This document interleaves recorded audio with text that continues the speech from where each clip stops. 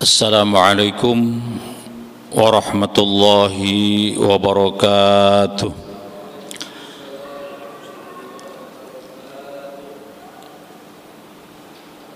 Bismillahirrahmanirrahim.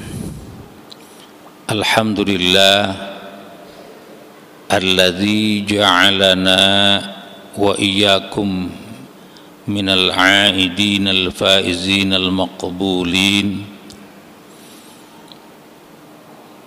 Wassalatu wassalamu ala sayyidil mursalin wa ala alihi wa ashabihi wa ummatihi ila yaumiddin. Amma ba'd. Faqalu subhanaka la ilma lana illa ma 'allamtana innaka antal alimul hakim. Wa qala rabbi shrah li sadri wa yassir li amri wahlul 'uqdatam min lisani yafqahu qawli. Wa qala bismillahirrahmanirrahim wasari'u ila maghfiratin min rabbikum wa jannatin 'arduha as-samawati wal ardh u'iddat lil muttaqin alladzina yunfiquna fis sarra'i wad dharra'i wal kadhimina al ghaidha wal 'afina 'anil nas wallahu yuhibbul muhsinin. Shadaqallahul azim. Ma'asyiral jamaah rahimakumullah. Syukur alhamdulillah, kita sanjungkan segenap puja dan puji kehadirat Allah Subhanahu wa taala atas limpahan taufik, hidayah, inayah dan berbagai anugerah yang diberikan kepada kita. Alhamdulillah, pada malam hari ini kembali kita dapat bertemu muka, bertatap wajah, berinteraksi, bersilaturahim dalam rangka melanjutkan kajian tafsir hadis pada malam hari ini. Setelah sejenak kita beridul fitri, lalu kurang lebih 1 bulan kemudian kita kembali melanjutkan kajian kita.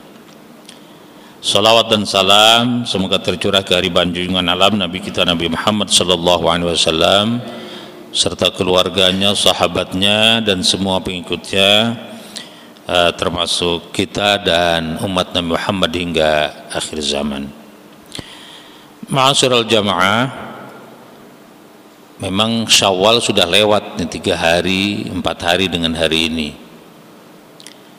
Tetapi karena kita baru memulai kajian ini, mungkin pertama tentu saya memohon maaf lahir batin atas segala kekhilafan, kekeliruan yang insya Allah tidak saya sengaja, tapi walaupun demikian terasa atau tidak terasa, ya saya mesti menyampaikan permohonan maaf. Dan yang kedua, kajian kita malam hari ini mesti babnya itu masih terkait dengan soal kepemimpinan, tapi mungkin kita lanjutkan pada pekan yang akan datang saja. Yang kali ini saya ingin menyampaikan beberapa hadis terkait dengan sabda Rasul sallallahu alaihi wasallam menyangkut pemaafan maupun juga hal-hal yang bisa mempengaruhi amaliyah kita yang sudah kita kumpulkan pahalanya ketika kita berada di bulan Ramadan, bulan yang penuh ibadah. Kita penuh juga melakukan ibadah, insya Allah ada puasanya, tarawihnya atau qiyamul lail, kemudian tadarusnya, zakat, infak, sedekah, ya bermuamalah dan zikir dan macam-macam. Rasanya insya Allah amat cukup banyak gitu, yang kita kumpulkan. Tentu kita berharap semua yang kita kumpulkan itu dari amaliyah-amaliyah kita itu jangan sampai bubar atau tergerus. Atau di dalam Al-Quran disilahkan jangan sampai seperti seorang nenek tua atau wanita tua yang memintal benang menjadi sehelai kain, lalu sesudah menjadi kain diuraikannya kembali menjadi benang. Dalam Al-Quran disebutkan wala takunu kallati naqadat ghazlaha min ba'di quwwatin angkasa. Jangan sampai seperti seorang wanita tua yang memintal benang menjadi sehelai kain, tetapi ketika jadi sehelai kain diuraikannya kembali menjadi lembaran-lembaran benang itu. Nah, amaliyah kita juga jangan demikian gitu ya.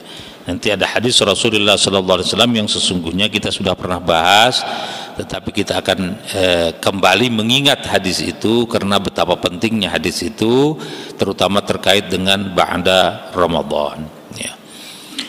Dan sebagaimana biasa mengawali berbagai rangkaian kajian kita untuk hadis-hadis berikut, kita awali dengan membaca suratul Fatihah. Pertama kita niatkan mudah-mudahan apa yang kita harapkan, kita inginkan, kita cita-citakan tercapai dan dikabulkan oleh Allah Subhanahu wa taala. Yang kedua, juga kalau ada saudara-saudara kita yang mungkin kurang sehat atau sedang dicoba dengan musibah penyakit, mudah-mudahan Allah mengangkat penyakitnya dan mengembalikan kesehatannya seperti sedia kala. Dan yang ketiga, jika ada saudara-saudara kita yang mungkin sedang bertugas di lapangan dengan berbagai tugasnya, mudah-mudahan Allah senantiasa memberikan perlindungan dan juga memudahkan segala urusannya dan juga melancarkan segala tugas-tugasnya. Untuk itulah kita baca suratul Fatihah. Ala hadhihi niyyah al-Fatihah. A'udzu billahi minasyaitonir rajim. Bismillahirrahmanirrahim. Alhamdulillahi rabbil alamin. Arrahmanir rahim. Maliki yaumiddin. Iyyaka na'budu wa iyyaka nasta'in. Ihdinas siratal mustaqim. Siratal ladzina an'amta 'alaihim ghairil maghdubi 'alaihim waladdallin. Ma'asyiral jamaah rahimakumullah. Sebagaimana tadi sudah saya sebut, Allah berfirman di dalam Al-Qur'an, wasari'u ila magfiratin min rabbikum wa jannatin 'arduhas samawati wal ard u'iddat lil muttaqin. Wasari'u, bersegeralah, ila magfiratin, menuju kepada magfirah Allah, ghafura Allah, ampunan Allah, wa jannah, dan menuju surga. Jadi kalau menurut ayat ini pintu surga itu namanya ghafuro. Kalau bahasa orang kita gapura. Jadi gapura itu dari bahasa Al-Quran, bahasa Arab, ghafuro artinya ampunan dari Allah. Jadi kalau kita punya rumah, orang sudah boleh masuk melewati ghafuro, kita gapura kita, berarti memang sudah kita persilahkan masuk gitu. Tapi kalau enggak kan dijaga, enggak boleh lewat gapura. Nah, gapura itu atau ghafuro itu adalah ampunan istilahnya. Itu dari bahasa Al-Qur'an. Itu. Jadi orang-orang dulu memang banyak mengadopsi istilah-istilah Al-Quran ke dalam kehidupan sehari-hari. Konon berbagai istilah itu banyak diambil dari Al-Quran. Selain yang formal di dalam negara kita, kalau kita baca undang-undang dasar itu ada rakyat, ada majelis, ada musyawarah, ada macam itu, semuanya adalah bahasa Arab, bahasa Al-Quran. Itu satu baris kata di dalam Undang-Undang Dasar 45 saja sudah beberapa teks Al-Quran itu yang kita baca. Nah, ini juga begitu. Bersegeralah kepada magfirah Allah, kepada ghafurah Allah, kepada ampunan Allah, wa jannah, dan kemudian kepada surga, yang surga itu seluasnya seluas langit dan bumi. Wa jannatin 'arduhas samawati wal ardh. Untuk siapa atau kepada siapa Allah mempersilahkan menyuruh segera untuk menuju ghafurahnya Allah dan kemudian surganya Allah? Disebutkan uiddat lil muttaqin, persembahan bagi orang-orang yang muttaqin. Jadi ketika puasa kemarin kan kita disuruh puasa, sebagian puasa orangnya dulu hanya tujuannya adalah untuk menjadi orang yang bertakwa. Nah, orang yang bertakwa itu, katakanlah kita alhamdulillah melewati berbagai ibadah yang sudah kita lakukan, puasa, qiyamul lailnya, tadarrusnya atau tarawih, kemudian juga zakat, infak, sedekah, perbuatan baik, zikir dan sebagainya, amaliah-amaliah kebaikan, maka boleh jadi kemudian Allah memberi cap kita sudah muttaqin, itu sampai derajatnya muttaqin. Nah, muttaqin itu disuruh segera untuk masuk surga oleh Allah pada saatnya itu. Nah, di sini juga disampaikan karakteristik atau cirinya apa gitu. Orang yang bertakwa itu cirinya apa? Alladzina yunfiquna fis sarra'i wad dharra wal kadhiminal ghaidha wal 'afina 'anil nas wallahu yuhibbul muhsinin. Antara lain dicirikan bahwa orang-orang yang bertakwa itu, yang muttaqin itu, yang telah mencapai derajat takwa itu, alladzina yunfiquna fis sarra wad dharra, yang menafkahkan hartanya di jalan Allah, baik dalam keadaan sarra maupun dharra, dalam keadaan yang lapang, yang luas rezekinya, wad dharra dalam keadaan sempit juga. Lagi banyak uang atau sedikit uang tetap berinfak di jalan Allah. Kemarin kan rasanya kita dirangsang sedemikian banyak dengan pahala-pahala dari Allah kepada orang yang berbuat baik, apalagi bersedekah. Hatta atau sampai kepada 1 biji kurma saja bisa mendapatkan maghfirah, dapat pembebasan dari siksa api neraka, dan dapat pahala yang sekian banyak. Yang minimal Al-Quran menyebut 10 kali, tetapi disebutkan di surah Al-Baqarah sampai 700 kali, bahkan disebutkan di dalam beberapa hadis sampai tak terbatas ribuan kali. Pada waktu Ramadan dilipat gandakan sedemikian rupa, kebaikan saja 70 kali lipat pahalanya. Kewajiban begitu juga berlipat-lipat kali. Nah, di sini kebiasaan atau rangsangan yang kemudian kita lakukan hendaknya menjadi kebiasaan, dan kebiasaan itu kita praktekkan dalam kehidupan sekarang ini. Karena itu setelah Ramadan namanya bulan Syawal. Syawal itu artinya ya peningkatan. Jadi mesti meningkat, pahala kita meningkat, aktivitas kita menjadi lebih baik, meningkat, dan seterusnya. Rizki juga ya mudah-mudahan makin meningkat, kan begitu.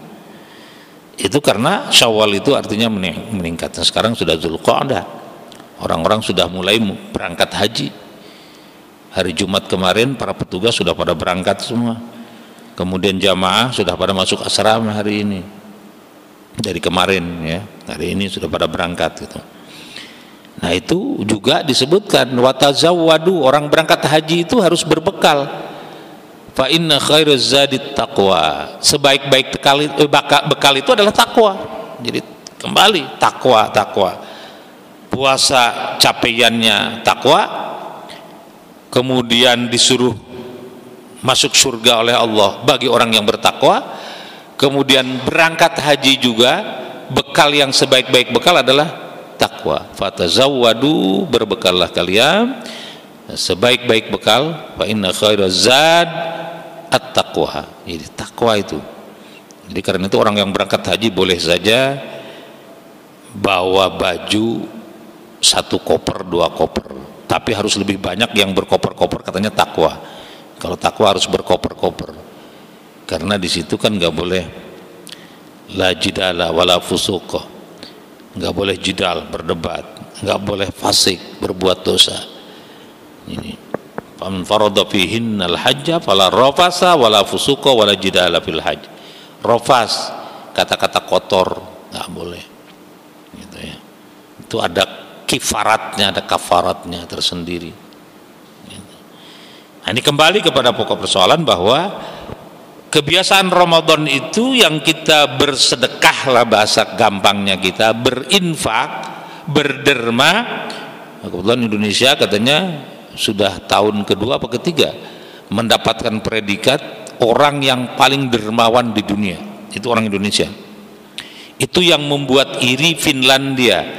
Finlandia itu sudah 6 tahun berturut-turut disebut sebagai atau mendapatkan predikat sebagai negara yang rakyatnya paling bahagia di dunia. Itu Finlandia. Itu ada 10 kriteria disebutkan. Itu ada 10. Satu diantaranya yang paling tinggi itu wujud kebahagiaan itu berderma. Mereka iri kepada Indonesia karena Indonesia itu melampaui mereka semua sebetulnya dalam berderma. Hanya yang kurang Indonesia itu menurut analisis kemarin tuh siapa tuh duta besar Finlandia untuk Indonesia di Jakarta menceritakan bahwa mungkin berbeda di sana itu katanya di Finlandia orang punya uang tidak terlalu banyak juga tidak pusing, tidak merasa miskin. Kenapa? Pertama, negara memberikan jaminan sosial yang memadai. Itu pendidikan dan sebagainya itu kan paling penting, kesehatan, pendidikan, jaminan sosial. Kalau itu sudah ada tiga-tiganya nggak pusing orang. Sakit nggak jual rumah, nggak jual mobil kalau ada mobil gitu, atau nggak pinjam utang kiri kanan. Yang kedua katanya dukungan sosial itu karena sistem demokrasi dan teori kepemimpinannya sudah dianggap selesai, nggak mikir lagi si A, si B, si C yang mau jadi presiden, jadi pemimpin terserah, karena siapapun yang memimpin negaranya, sistemnya tetap begitu, nggak ada masalah itu. Nggak pusing dengan kalau ini jadi, kalau kita kan kalau ini jadi gimana kita, ini jadi gimana kita, ribut gitu. Nah, di sana kelebihannya di situ. Kalau soal-soal lainnya mungkin katanya kalah oleh Indonesia, tapi soal-soal itulah mereka merasa bahagia gitu. Jaminan sosial, kemudian pendidikan dan kesehatannya juga masuk kepada jaminan sosial, kemudian dukungan sosial dan negaranya itu kuat. Dalam konteks ini adalah mau siapapun, mau apapun sistemnya pasti jalan dengan tidak mengkhawatirkan. Kita kan, wah kalau hari ini sistem demokrasi Pancasila, kalau besok diganti karena masih ada niat ganti, itu bagaimana gitu, dan seterusnya dan sebagainya. Masih pusing kita dengan soal-soal itu. Belum lagi pemilihan presiden, siapa yang kita pilih, kalau ini yang jadi nanti begini, kalau ini jadi begini, kalau ini jadi begini, kita pusing. Nah, di Finlandia katanya memang nggak pusing itu. Siapapun yang jadi, partainya apapun, ya pasti stabilitasnya terjaga. Itu aja.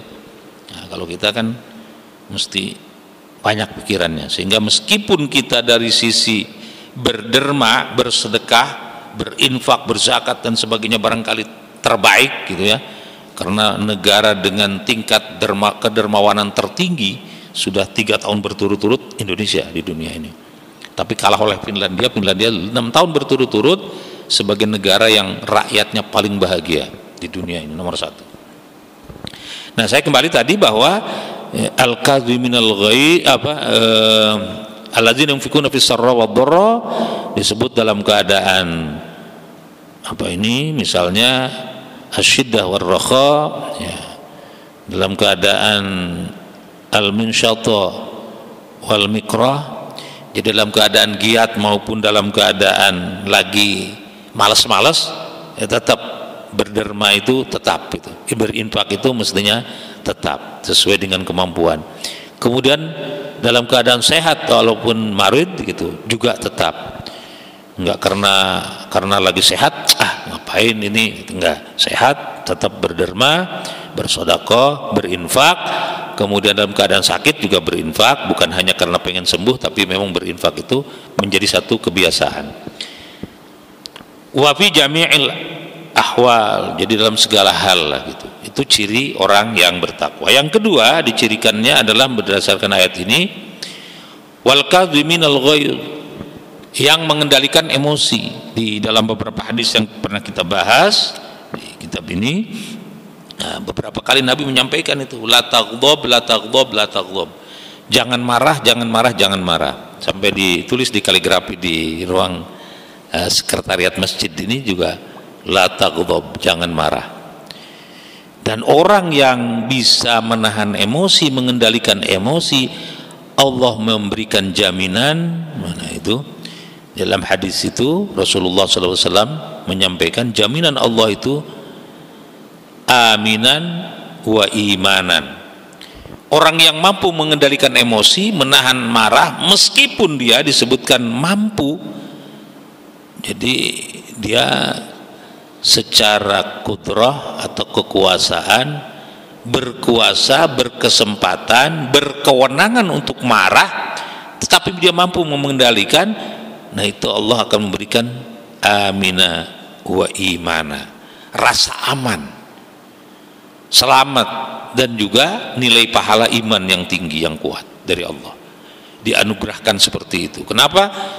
Ya biasanya kan orang karena emosi, meluapkan emosi, apalagi ada senjata dikeluarkan, apa yang terjadi kemudian bukan hanya urusan senjata legal ilegal yang terancam melaporkan, tapi lebih daripada itu bisa ketahuan segala hal yang tidak ada tapi ketemu, enggak dicari tapi ketemu. Sama dengan orang kena tilang, ditanya karena salah jalan saja tilangnya itu, tapi kan ditanya SIM, enggak ada lagi, mobilnya bodong, wah, dan seterusnya dan sebagainya, enggak bayar pajak, wah udah itu beruntun, pasalnya enggak ada lagi, pasal itu pasalnya berlapis gitu. Jadi saking banyaknya pasal berlapis. Nah seperti itu juga manusia yang meluapkan emosi, tidak mampu mengendalikan emosi, maka banyak akibatnya. Tetapi kalau mampu mengendalikan emosi, Allah menganugerahkan amina, aman, ya, selamat, ya, karena mampu mengendalikan emosi. Di dalam hadis yang lain disebutkan bahwa laisa syadid bisur'ah, bukanlah orang yang perkasa itu yang mampu mengalahkan musuh dengan begitu cepat, bisur'ah, begitu cepat. Tapi katanya alladzi yamliku nafsahu 'indal ghadab, tetapi yang gagah, yang hebat, yang perkasa itu adalah orang yang yamliku nafsahu, memiliki dirinya, menguasai dirinya, indal ghadab, ketika dia marah. Jadi kalau dia emosinya stabil, nah itu bukan hanya pahala tapi dari sisi Allah tadi, tetapi juga itu adalah disebut sebagai perkasa, kuat. Itu sesungguhnya orang kuat. Itu bukan hanya karena jago gulat, jago tarung, gitu, tapi juga adalah bagaimana menguasai diri sendiri. Itu adalah al-kadhiminal ghaidh. Yang satu lagi adalah wal'afina 'anin nas, yaitu memberi maaf kepada sesama manusia, diminta atau enggak diminta. Maaf itu kita berikan, enggak usah diminta. Bahwa di lebaran ini dia enggak minta maaf, enggak saya maafkan, enggak begitu. Kita maafkan semua manusia yang bersalah kepada kita, apalagi yang tidak bersalah. Bahkan Al-Quran kan menyebut memang Allah memberikan semacam aturan gitu, rumus, orang yang berbuat jahat kepada kita, kita balas dengan kejahatan serupa, boleh. Wa jazaa'u sayyi'atin sayyi'atun mithluha, balasan terhadap orang yang berbuat jahat adalah kejahatan yang serupa, silakan. Tapi faman afa wa aslaha fa ajruhu indallah, siapa yang bisa memberikan maaf, nah, dan kemudian bahkan islah, berbuat baik, jadi bukan sekedar memberikan maaf, malah memberikan kebaikan. Orang ngancam, malah bukan sekedar dimaafkan tapi diberikan kebaikan, ya sudahlah pulang saja, ini kasih ongkos, itu fa ajruhu indallah, Allah akan memberikan pahala dari sisinya, tentu dengan pahala yang besar. Jadi meskipun boleh membalas kejelekan orang, tetapi kalau kita lebih daripada itu memberikan maaf, maka pahala yang besar dari sisi Allah Subhanahu wa ta'ala. Allahu yuhibbul muhsinin, itulah Allah menyukai orang-orang yang muhsin, yaitu orang yang berbuat baik justru terhadap orang yang sesungguhnya orang itu jahat. Di dalam beberapa hadis itu disebutkan bahkan orang menjadi wali, Dan Allah kalau sudah menyebut atau menganugerahkan kewalian kepada seseorang, itu kalau orang itu dihina, itu urusannya Allah. Nah, orang menjadi wali hanya karena sabar. Ada sabar betul, istrinya ngomel tiap hari, sabar betul. Sampai di dalam riwayat itu dikatakan dia pergi ke hutan, pulang diantarkan oleh macan itu, oleh harimau sampai ke rumah. Bingung semua orang, kenapa? Karena dia sabar, istrinya ngomel tiap hari. Adiknya juga kaget begitu. Tapi begitu istri yang tukang ngomel ini meninggal, dia ganti istrinya yang baik, solehah luar biasa. Oh, bahagia betul dia, istrinya solehah. Nggak bisa lagi dia ngendarai macan itu. Sulit dia cari uang juga. Kenapa? Nggak dapat anugerah dari Allah. Kewaliannya sudah hilang gitu. Kewaliannya nggak mampu lagi menaklukkan harimau dan sebagainya. Biasa saja. Jadi pulang itu memikul sampai berkeringat dan sebagainya. Adiknya nanya, kenapa begitu? Ya, lihat kakakmu tuh di rumah tuh. Waduh, begitu bertamu, kalau kemarin di pintu aja sudah dicaci maki, itu adanya juga. Ini disuruh masuk, dijamu, di segala macam, baik banget. Gara-gara begitu kewaliannya hilang gitu. Artinya apa tadi? Artinya kalau kita berbuat baik, meskipun kepada tadi yang jahat itu Pak ajru indallah, balasannya dari Allah. Balasan yang tidak terduga, orang sampai bisa naik macan. Jadi jangan kaget ada orang misalnya di negeri ini dicaci maki tiap hari, dia biasa saja. Ya Allah, itu Allah akan memberikan pangkat dia wali gitu. Nah, itu Allah yuhibbul muhsinin, Allah menyukai orang-orang yang ihsan, artinya berbuat melampaui apa yang jadi takaran gitu. Kalau di republik kita ini kan kepahlawanan adalah pekerjaan yang dilakukan itu melampaui tugas dan pengabdiannya. Biasa mungkin pulang harusnya jam 5, ini jam 10 malam baru pulang, tapi bekerja, bukan nyanyi dan sebagainya dan seterusnya. Nah, ini aduh waktunya tinggal sedikit. Jadi ini tadi 3 ciri muttaqin dari Ramadan. Nah, kita jaga sekarang berdasarkan hadis itu amal ibadah yang kita sudah kumpulkan yang begitu banyak. Ini di jilid sebelumnya, ini jilid 3, ini jilid 2. Di sebelumnya itu setelah lebaran Rasul sallallahu alaihi wasallam bersabda. Sumbernya ini dari Abu Hurairah. Diriwayatkan oleh Imam Muslim dan juga beberapa ahli hadis yang lain. Ya, bukan hanya Muslim tapi di Kutubus Sittah juga ini ada. Itu wa an Abi Hurairah radhiyallahu anhu anna Rasulullah sallallahu alaihi wasallam qala, dari Abu Hurairah bahwasanya Rasul sallallahu alaihi wasallam bersabda. Apa sabdanya Rasul? Atadruna manil muflisu? Itu pertanyaan Rasulullah sallallahu alaihi wasallam. Atadruna, apakah wahai sahabatku engkau tahu manil muflisu, siapa yang disebut dengan orang muflis itu, orang pailit itu, orang bangkrut itu, orang krisis itu? Jadi siapa yang disebut dengan orang pailit, orang bangkrut, orang krisis? Nah, kemudian apakah jawab sahabat-sahabat? Qalu, ini serempak jawab sahabat itu.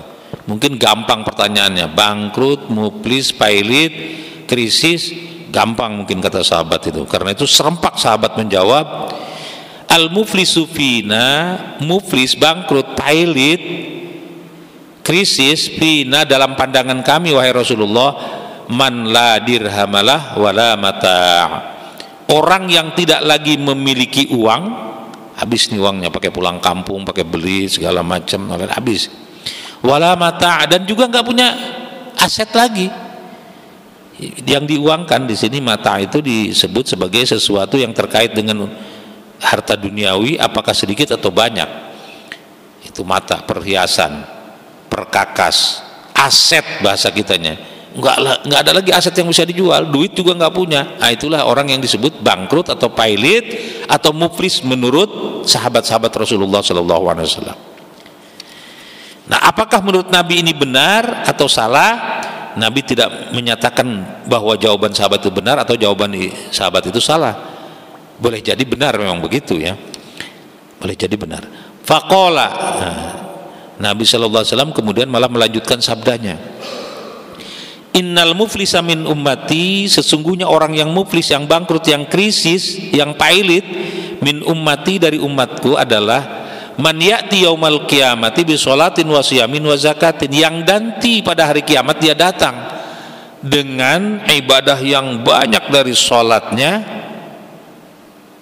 bi sholatin wa siyamin, dan puasanya, sudah puasa 1 bulan Ramadan, tambah lagi 6 hari di bulan Syawal, 1 bulan Ramadan Allah balas 10 kali lipat jadi 10 bulan, tambah 6 hari bulan Ramadan Allah kalikan lipat 10 kali jadi 60 hari, alias 2 bulan tambah 10 bulan jadi 1 tahun.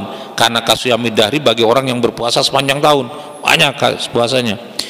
Wasiyamin wa zakatin, dan juga zakatnya, infaknya, sodakohnya, dan amal ibadah yang lainnya banyak. Tapi disebutkan kata Nabi, wa ya'ti faqad syatama hadza wa qadzafa hadza wa akala mala hadza wa safaqa dama hadza wa daraba hadza. Tapi pada saat yang bersamaan dia datang juga bukan sekedar membawa amaliyah yang baik tadi itu, tapi juga amal yang buruk. Kenapa? Syatama hadza, dia telah melakukan memaki orang lain, syatam. Wa qadzafa hadza, menuduh orang lain, menuduh zina sebetulnya, tapi menuduh, banyak menuduh orang dengan tanpa alasan, tanpa dasar. Wa akala mala hadza, memakan harta orang lain, korupsi dan sebagainya, jatah teman diembat juga dan seterusnya. Wa akala mala hadza. Wa safaqa dama hadza, bahkan dia pernah menumpahkan darah orang lain, membunuh. Terus apa lagi? Wa daraba hadza, dan menyakiti, memukul orang lain, baik secara fisik mukul maupun menyakiti secara non fisik, psikis. Dan terkadang psikis itu akibatnya lebih lama, nggak sembuh-sembuh dibandingkan dengan yang fisik. Kata para penyair, wa qad yurja li jarhi sayfi bur'un wa la bur'a lima jarahal lisan, masih kan ada harapan sembuh bila pedang melukai tubuh, tapi kemana obat akan kucari bila lidah melukai hati. Nah sama ini, mungkin ngomongin orang enggak, menzalimi orang enggak, jarang ngomong, jarang bergaul, diam aja, tapi tangannya ini mencet A, mencet B, mencet C, nyakitin orang, itu sama gitu kan, kirim sana kirim sini gitu. Mending yang bagus-bagus, yang jelek-jelek gitu, yang nyakitin orang dan sebagainya, itu nggak terasa, itu jari-jari itu ngomongin enggak, mukul, nonjok nggak pernah, orang diam aja di rumah nggak keluar-keluar kamar, tapi tangannya itu, hati-hati itu. Jadi orang yang amaliyahnya banyak tadi dari puasa, sholat, zakat, ibadah-ibadah lainnya, sayangnya pada saat yang bersamaan ternyata dia juga punya amal keburukan, yaitu safaqa dama hadza, memaki orang, wa qadzafa hadza, menuduh orang lain, wa akala mala hadza, memakan harta orang lain, wa safaqa dama hadza, menumpahkan darah orang lain, membunuh, kemudian wa daraba hadza, memukul dan menyakiti orang lain. Nah, terus apa yang terjadi kalau begitu? Nabi menyampaikan, fayuqta hadza min hasanatihi wa hadza min hasanatihi. Orang yang tadi disakiti, dimaki, dimakan hartanya, dizolimi, datang nanti itu pada hari kiamat nagih, saya kemarin dipukul, mana saya mau balas nih. Nah, bukan balasannya tonjok lagi saya, nggak begitu. Jadi amal yang dikumpulkan yang banyak itu yang dibagikan. Fayuqta hadza min hasanatihi. Ini ambil kebaikan saya, udah pahala saya masih banyak kok, segunung nih, dari sholat, puasa, zakat, wah udah nggak habis dah, kasih. Datang lagi orang, wah saya dulu dimakan harta saya, kamu enak aja, itu jatah saya kok diambil, sudah ini ambil, terus begitu sampai habis, itu yang banyak itu habis. Bagaimana kalau sudah habis? Kata Nabi SAW, fa in faniyat hasanatuhu qabla ayyaqdiya ma alaih ukhidza min khotoyahum. Kalau kebaikannya tadi sudah habis, fa in faniyat, sudah habis hasanatuhu, kebaikannya, qabla ayyuqdo atau qabla ayyaqtiya ma'alai, sebelum segala yang nagih tadi terpenuhi semua, dipenuhi semua. Belum dipenuhi semua, masih ada yang datang, tapi sudah habis nih kebaikan yang tadi begitu banyaknya itu. Apa yang harus dilakukan? Ukhidha min khotoyahum, diambil kejelekan orang itu, dosanya orang yang datang ini yang nagih. Ya orang juga punya dosa kan. Saya pernah dimaki orang, saya juga punya dosa. Ya udah deh, kalau nggak dikasih kebaikan ya saya serahkan aja, dosa saya ini ambil deh, dosa saya ambil. Begitu orang datang itu. Fa in faniyat hasanatuhu qabla ayyaqtiya ma'alaihi ukhiza min khotoyahum. Kalau sudah begitu apa? Itulah yang disebut faturihat alai, maka dia kolab, dia bangkrut, dia pailit, dia tergeletak. Summa turiha finnar, dan kemudian terdampar dalam kubangan siksa api neraka. Naudzubillah. Jadi amal ibadah kita yang sudah banyak nih, ketika puasa, sholat, zakat, tarawih, tadarus, banyak. Tapi jangan sampai bubar yang tadi menurut Al-Quran itu, jangan seperti seorang nenek tua yang memintal benang jadi kain, sudah kain dibuyarkan lagi jadi benang. Atau yang disebutkan di dalam hadis ini bahwa jangan sampai buyar karena ditagih orang, karena terus apa? Nah itulah fungsinya, makanya Nabi SAW bersabdanya di ba'da Ramadan, segera meminta maaf, meminta dihalalkan. Dalam bahasa kita ya halal bihalal itulah, kita minta dihalalkan. Ya kalau memang utangnya ditagih, kita ada kita bayar gitu, kalau enggak ya tunda dulu atau bagaimana itu. Kemudian pernah menyakiti ya minta maaf lah, karena dosa kepada Allah, mohon ampun kepada Allah, selesai. Tapi dia bertobat ya, bertobat, menyesali, mohon ampun kepada Allah. 3. Tapi kalau dosa kepada manusia, menyesali sudah, bertobat sudah, minta ampun kepada Allah sudah, 1 belum. Karena dosa kepada Adam, kepada sesama umat manusia itu harus minta maaf kepada orang yang bersangkutan, minta dihalalkan kalau makannya termakan dan seterusnya, minta diridhokan, diikhlaskan kalau ada yang terambil. Jadi minta maaf, minta ridho, minta ikhlasnya. Itulah maknanya silaturahim ba'da Ramadan atau lebaran dalam konteks kita sekarang ini. Jadi di situ. Jadi kalau tidak dapat dibayangkan bagaimana amaliyah yang banyak itu bisa saja kita rasa sudah sangat banyak kita beribadah, menabung pahala, tapi buyar hanya karena kita banyak menyakiti orang lain.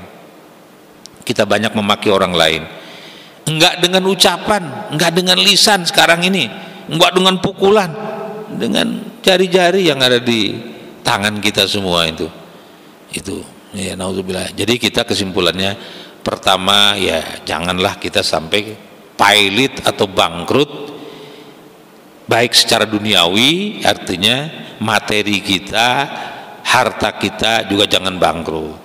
Nah kalau harta untuk tidak bangkrut, ya tentu ada investasi-investasi yang baik secara duniawi untuk dunia ini, dan investasi untuk akhirat. Kenapa untuk akhirat itu penting? Karena apa yang kita butuhkan sesungguhnya dari harta itu adalah apa yang kita dapatkan nanti di akhirat. Nah kalau yang kita dapatkan di akhirat, kapan ngasihnya? Ya sekarang ini. Di mana kita kasihkan? Di rumah-rumah yatim, rumah-rumah jompo, di masjid ini, kemudian di wakaf, infak, zakat, sedekah. Itu ada riwayat, kalau hadis itu yang rasanya juga pernah kita bahas itu, bagaimana Abu Dzar Al-Ghifari. Abu Dzar itu nama aslinya Jundub bin Junadah, di pinggir pegunungan tinggalnya. Nah, dia punya ternak. Setiap kali ada sahabatnya datang itu pasti dipilihkan ternak yang paling baik, yang paling bagus, kemudian dipotong, dihidangkan untuk sahabat-sahabatnya. Sampai suka diprotes oleh pelayannya, Tuan, kan Tuan itu memerlukan ini kambing yang paling bagus, ini unta yang paling bagus untuk pejantan misalnya, atau untuk macam-macam gitu. Pasti ini yang sangat dibutuhkan. Kenapa harus dipotong dan dihidangkan kepada teman-teman Tuhan ini gitu, kepada tamu-tamu yang datang? kata Abu Dzar Al-Ghifari, itulah maknanya saya butuh. Dan kapan saya butuh? Bukan sekarang, kata dia. Saya butuh tuh nanti di akhirat. Ketika saya butuh di akhirat tuh ada tuh yang paling bagus, itu saya nikmati lagi, saya ambil. Apa tuh? Wanasukul mujrim apa? Ketika dihalau gitu, diajak, digiring manusia-manusia bertakwa menuju surga, itu pakai kendaraan gitu. Kendaraannya apa? Kendaraannya adalah binatang yang pernah kita kurbankan, yang pernah kita infakkan, yang bagus-bagus itu akan membawa percepatan kepada tergiringnya kita ke surga. Wasiqal ladzina taqau ilal jannati zumara, itu ya, berbondong-bondong gitu. Dihalu di sana, disuruh ke surga rame-rame, enggak sendirian-sendirian, rame bareng-bareng gitu. Jadi itu harta yang paling baik kalau kita punya, ketika kita sedekahkan, dan itulah yang nanti akan kita jemput di sana. Tabungan kita di akhirat itu, deposito kita di sana. Yang di dunia ini tergantung takdirnya. Pertama, paling selamat adalah jatuh kepada ahli waris kita, itu paling selamat kalau ahli warisnya baik. Tapi kalau berantem menimbulkan fitnah juga, itu masih bagus. Atau yang kedua, dia berhadapan dengan takdirnya. Harta itu takdirnya bisa bertambah, berarti bagus, tapi takdirnya bisa hilang juga, nggak jelas. Disedekahkan enggak, dimakan ahli waris enggak, hilang, nggak jelas. Taruh di bawah kasur, wah aman nih, di mana bank katanya ini itu dan sebagainya, ulah di bawah kasur, tahu-tahu habis makan rayap. Banyak cerita itu kan, itu di mana-mana. Kalau takdirnya dia jelek ya habis, tapi takdirnya baik bertambah. Takdirnya biasa ya nanti jatuh ke ahli waris, tapi takdirnya yang lebih baik adalah yang kita dahulukan. Nah ini saya sedekahkan nih, nanti tabung di sana. Apalagi ada ayat Al-Quran apa tuh, Bismillahirrahmanirrahim, lan tanalul birra hatta tunfiqu mimma tuhibbun. Bukanlah satu kebaikan, sekali-kali bukanlah sebuah kebaikan, lan tanalul birra hatta tunfiqu mimma tuhibbun, sampai kepada kita menginfakkan sesuatu yang paling kita senangi. Nah, itu baru kebaikan. Kalau yang enggak kita senangi, punya sepatu udah enggak kepake, udah jelek lah, kasihkan ke orang. Sedekah betul, dapat pahala, dapat, tapi belum menjadi kebaikan itu. Orang udah nggak kepake baju, nggak kepake, kasihkan aja. Sedekah ya, pahala ya, dapat, tapi bukan kebaikan menurut Al-Quran. Kalau kebaikan itu kita beli baju paling bagus, wah ini ada Ustadz Farah, kasihkan aja lah, pantas dipakai Ustadz Farah misalnya. Nah itu baru kebaikan itu. Nah bisa nggak gitu, beli baju yang paling bagus, sebelum kita pakai kita kasihkan ke orang. Nah kalau itu bisa, itulah kebaikan. Ya kalau pahala tetap, yang jelek juga dikasihkan ya dapat pahala. Cuman Al-Quran menyebut yang disebut kebaikan adalah yang terbaik yang kita berikan. Ya, kalau yang kita sayang kita berikan, nah itu kebaikan. Tapi kalau yang udah nggak kepake, udah ya bagus sih bagus, tapi udah nggak kepake, itu bukan kebaikan. Sedekah ya, pahala ya dapat, jelas. Karena itu jaminan dari Allah begitu, jaminan dari Nabi begitu, tetapi bukan merupakan kebaikan. Kalau kebaikan itu sesuatu yang paling baik yang kita berikan, dan itulah nanti pahalanya di akhirat kelak. Dan dari situlah manusia insya Allah tidak akan merugi, tidak akan pailit, tidak akan bangkrut. Saya kira itu. Wah ini tadinya mau ada tanya jawab, kita paling 1-2 menit lagi ya. Demikian, tapi kalau ada yang mau disampaikan silahkan saja, nanti saya jawab pada pertemuan yang akan datang gitu. Kalau ada yang mau disampaikan ya nanti baru pertemuan yang akan datang kita lanjutkan kepada bab yang berikutnya gitu ya. Ini hanya ibaratnya kita ba'da Ramadan ini berhalal bihalal lah. Saya minta maaf juga, dan ya tentu saja kita saling bermaaf-maafan, dan itu sudah kita lakukan. Mudah-mudahan dosa-dosa kita diampuni Allah, dan kita juga tidak punya ganjalan dari orang lain, dan orang lain juga tidak punya ganjalan dengan kita. Kalau istilah orang Betawi kan nol ya gitu, dari nol itu sampai sekarang dipakai tuh di pom bensin, dari nol Pak ya katanya gitu ya. Hebat itu ya, pom bensin itu lebaran juga sampai sekarang, nol Pak ya gitu. Baik, demikian, terima kasih. Saya akhiri pertemuan kita malam hari ini. Mudah-mudahan kita mendapatkan keberkahan dari ilmu kita, dan mudah-mudahan kita semua menjadi orang-orang yang baik, yang di sisi Allah Subhanahu wa taala mendatangkan pahala yang berlipat dan bertambah terus. Hadanallahu wa iyyakum ajma'in wal 'afu minkum. Assalamualaikum warahmatullahi wabarakatuh.